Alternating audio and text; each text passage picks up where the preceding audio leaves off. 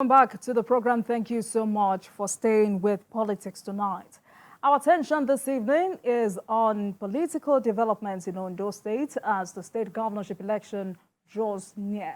While some political actors are warming up, others are stepping down. And ultimately, the electorates are expectant ahead of the party primaries scheduled to take place in April. And the governorship election will take place in November. Joining me tonight to discuss why he wants to become the next governor of Ondo State is Brigadier General Olamide Felix Ohunyeye, retired Brigadier General.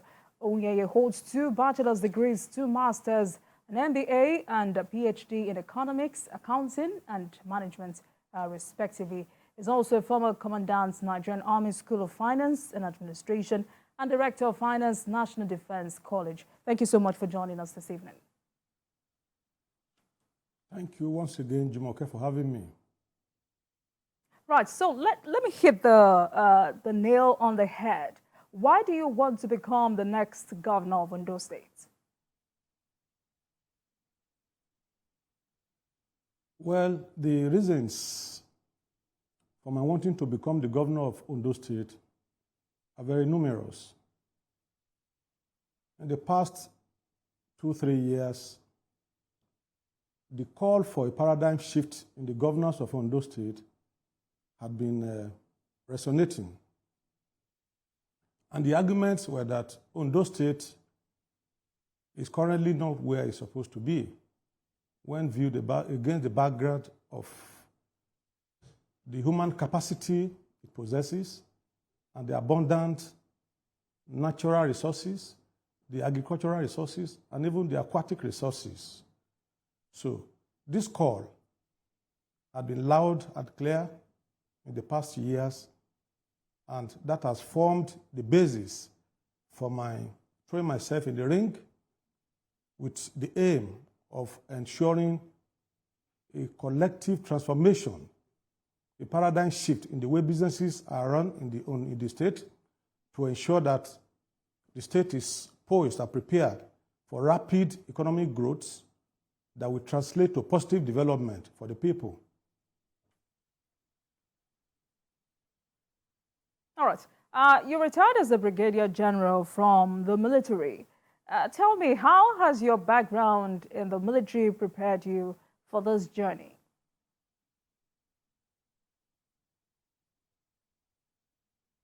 Yes. My military background arguably presents me as the strongest candidate contesting for the governorship of Ondo State.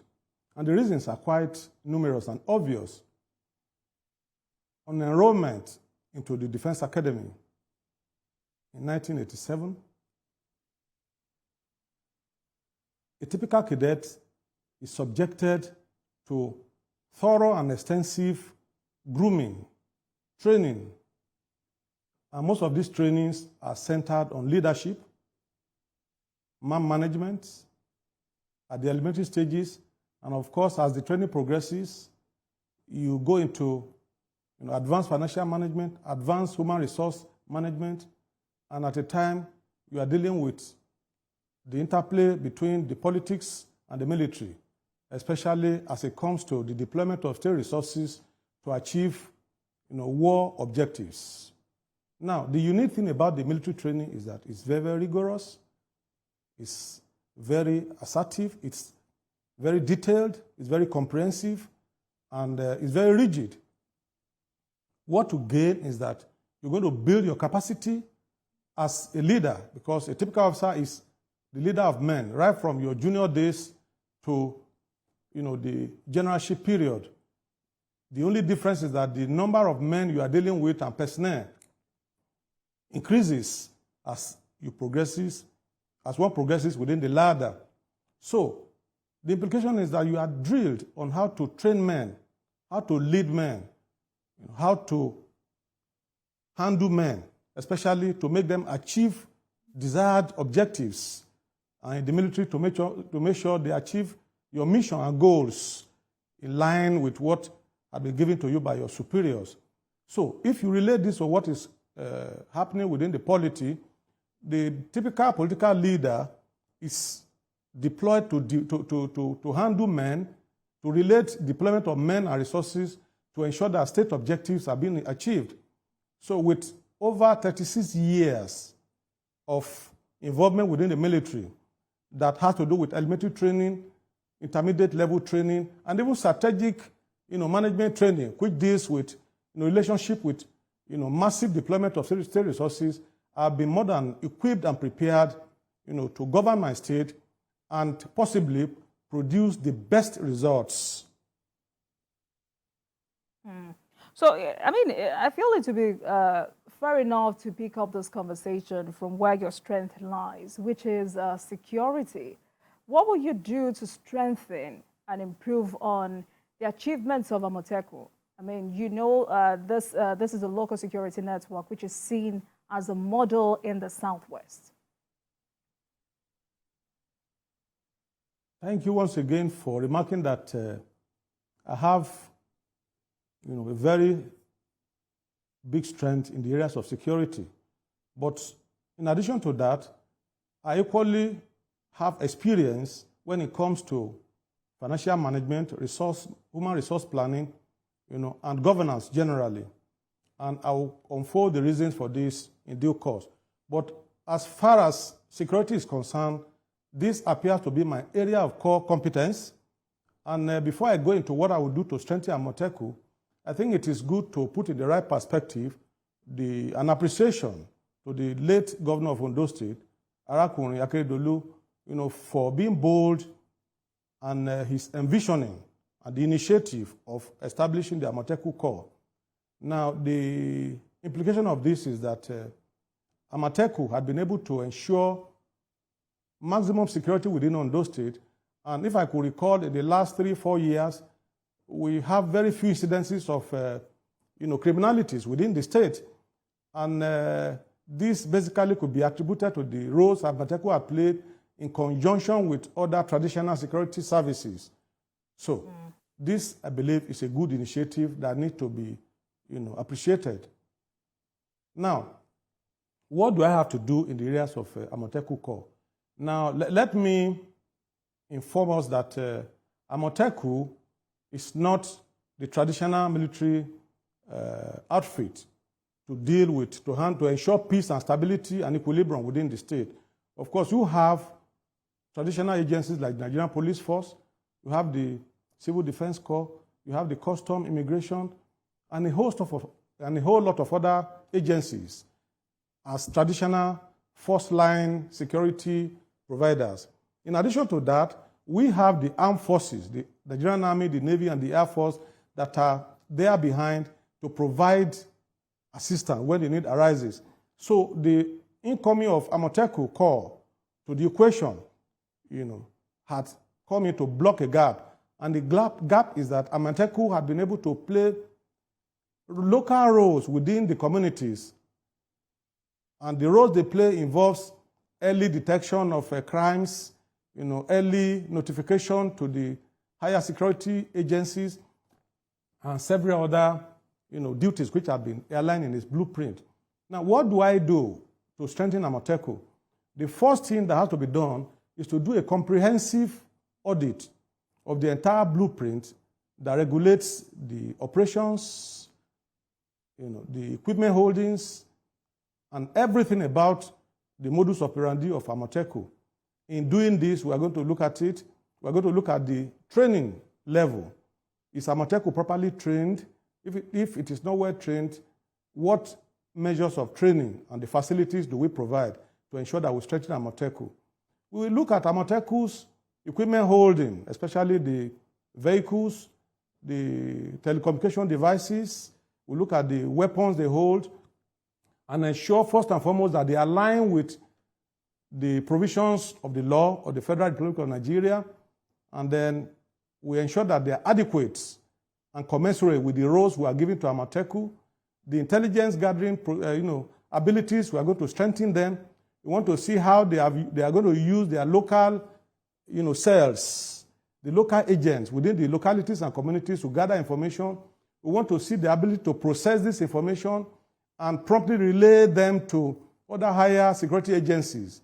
We want to see what level of collaboration Amotekun is having with other security agencies. We want to be sure that the pervasive rivalry, which though had been admitted in recent times between security agencies, are not there. We want to be sure that Amotekun's use is not abused by local authorities.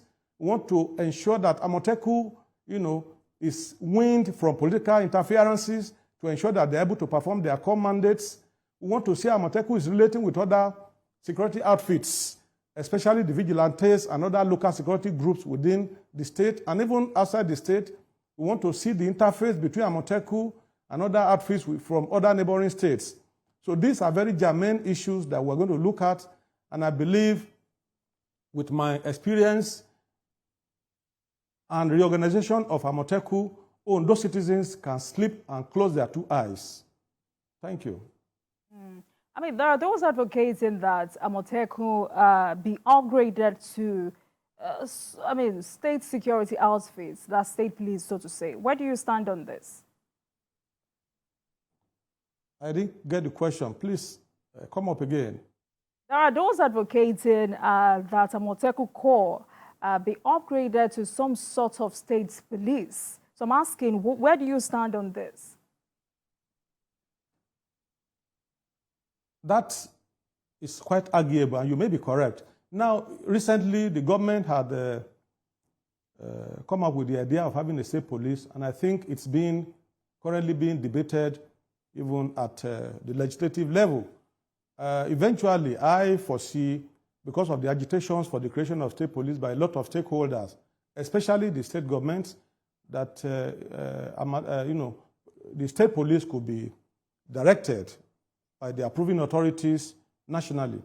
If this happens, the implication is that states that currently have Amotekun outfit, is at an advantage, because Amotekun can easily transform into a state police, and the frameworks will simply be upgraded to align with what the government is going to come out as blueprint for the operation of state police.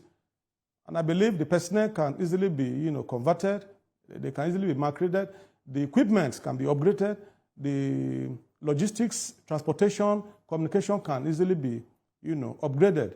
So it's a welcome development that we may have a state police, but of course the measures to safeguard, the fears for having a state police must be properly, identified and addressed. For example, how do we ensure that the state police is not used, against opponents within the state? How do we ensure that the use is judicious, reasonable? How do we ensure that there will be equity, fairness, and justice in the deployment of state police? So if all these factors can be, addressed, I believe Amotekun, conversion to state police would be a very perfect idea, and certainly it will go a long way in eradicating crimes that are, originating from the local, communities, because practically all crimes must originate from a local community. So having a local police, a local bailiff, is a quick response, tool to addressing and nipping in the bud crimes that might originate from the households. Because Amotekun, we know the occupants from household to household, community to community, and that is exactly what the state police will do. And this, in a very long measure, will, curb and nib occurrences and criminalities in the bud, even at conception stages. All right. Brigadier, let's talk about agriculture. Ondo State is known for agriculture. Talk about cocoa, palm fruit. What will you do to stimulate food production and agriculture generally? Thank you for eliciting some of the vast potentials of Ondo State. Of course, Ondo State is an agrarian society, but unfortunately, in the recent period, we have seen that most of these potentials are not exploited. And currently, in Ondo State, we are basically a consuming state. What we do is we consume, no production. So the implication is that wealth creation, employment generation, poverty reduction, is not addressed. And why do we have this? It's nothing short of an alignment with the concept of the feeding bottle economy syndrome. You see states holding their feeding bottle in their hand, and at the end of the month, they run to Abuja to recharge the bottles. After recharging the bottles through the federation account, and of course, for states like Ondo that has 13% derivation, they return back and they suck the bottle. At the end of the month, everything is finished, and we are back to status quo. Now, the implication of this is that we have completely jettisoned potent areas of building generational wealth that surpasses even the allocations that the government will give. Don't forget, we have situations in the past where Lagos State, I think in the 90s, was deprived of, allocations by the federal government. And for almost a year, you see the visionary governor then, who currently is the president and commander-in-chief of the armed forces, being able to run Lagos State, effectively and efficiently for about a year, and basically through internally generated revenue from Lagos State. Now, why am I telling this story? You see, the time has come. The stage is set for Ondo State, to move ahead of the feeding bottle syndrome. And one potent way to escape from this syndrome is to focus on its agricultural potentials. Now, let's put it in the right perspective that arguably Ondo State might be the biggest state that is endowed with not only agricultural resources, but have embedded military resources of proven, quantities and qualities. And of course, this is balanced with the aquatic resources because of the Atlantic Ocean that borders the southern, zone of the state. So, generally, if we want to go to the gamut of the agricultural, activities, we will see that over the years, the state had not leveraged on the initial strength it had, especially in the production of cocoa, the production of palm oil, in the production of rubber, and several other agro-allied resources. Recall that in the 60s, 70s, that the cocoa from Ondo State was basically used to build the cocoa house in Ibadan, and even the University of Ife. And then Nigeria was about the second largest exporter of cocoa in the world. But regrettably, in today's, clan, Ondo had disappeared from, the list of states that are producing cocoa worldwide. So we just have to go back. Now, the potentials from that market is enormous. Two local governments, basically, Ile-Oluji and Ile-Oluji, with Odigbo. Ile-Oluji, Odigbo, they are good in cocoa. Idonre too is a center for cocoa production within Ondo State. So we have to go to the drawing board. How do we do this? We need to re-strategize. We have to produce a new blueprint that will reappraise what has transpired within that industry in the last 20, 30 years. We have to reappraise the current status of the cocoa, tree holdings. Do we still have the trees? If we have them, what is their age? Are they aging? If they are aging, what replacement strategy do we have? Which cocoa institutes, which government facilities do we need to call that will provide extensive extension services that will not only train the workers, in the new method of producing cocoa, and then with the possibility of giving farmers improved seedlings.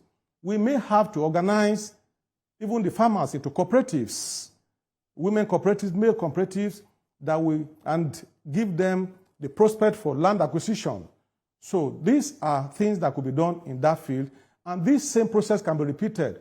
Of course, if you look at the palm oil, we have the palm trees scattered all over the state, especially in the southern senatorial zone. And just 3 days ago, when I was doing a tour and consultation of some of the local governments within the zone, I saw the area, filled with palm trees. But regrettably, most of those palm trees are very tall. They are no less than 15 meters. And of course, I was imagining that that would become very difficult for cultivation. So if we have the land, cutting from Ibokoda from Okitipupa to Irele, and even to SL, the local government, we can leverage on this size of land, to invite NIFO in Benin, that's Nigerian Institute for Oil Palm Research, to come in to provide solutions to the process of growing new cocoa. The replacement, we have to replace these tall trees with shorter ones, and then we might need hybrids that will take 2, 3, 4 years to grow. And following this, we have to empower the workers. We have to encourage private ownership of cocoa farms. We have to encourage private ownership of palm oil trees, and we have to empower them, maybe through loans, through schemes, and through modern farming techniques and mechanization, so that they can generate higher yield, output can be increased, and in the process, something significant could happen. We can create massive employment that will currently take our youths, the burgeoning youths that are principally jobless, into the farm. And remember that our youths currently might not enjoy farming. They might not like to farm because farming is relegated as a blue or red collar job. And, every youth now are aiming for white collar jobs, whether they have the qualification or not. But the regrettable thing in all this is that engaging in blue collar jobs and red collar jobs like agricultural farming nowadays could produce massive income, because if the correct procedures are applied, we could generate enough products that would be used locally and even be good for exports. If we check international prices for commodities in recent time, the prices of cocoa, palm oil, rubber, in fact, rubber is the white gold, has been soaring in the international market. And these are very prospective areas that we can deploy not only the youths, but even the elites, if they realize the prospects that are inherent in farming. Now that you've gone there, it's sad enough that young people, today young people are less motivated to engage in family farming. What would you do to encourage young people to get interested in farming? Because we need young people to join in the food production line so production can continue. What would you do? Thank you very much. The youths can be encouraged to farm. The first thing that has to be done is to change the narratives. Orientation must change. Like I said before, the youth must realize the enormous potentials that we have within the agricultural sector. They must realize that they will make millions and billions. There are money to be picked from the ground when they're involved in agriculture. And then to do this, we have to engage them. Maximum engagement, and this engagement will be centered on entrepreneurial development. The youths must be developed entrepreneurially. We must ensure that skills, relevant skills, are being taught to the youths so that they can take on.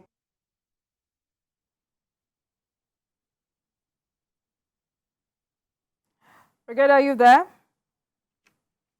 All right, let's take a break. I've been speaking with Brigadier General, is also a candidate, rather an aspirant for the Ondo State governorship election. Brigadier General Olamide Felix Ohunyeye retired. We'll take a break and I'll be right back. Stay with us.